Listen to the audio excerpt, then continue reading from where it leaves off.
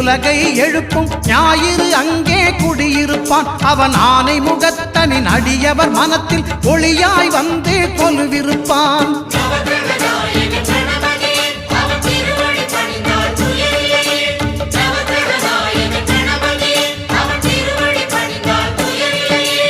ஒன்பது கோளும் ஒன்றாய் காண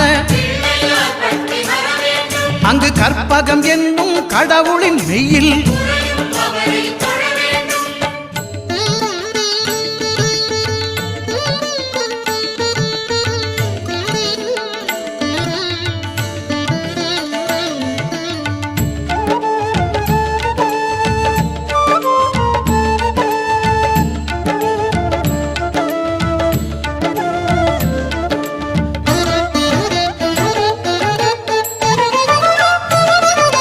திங்கள் பகவான் திருமுகம் காண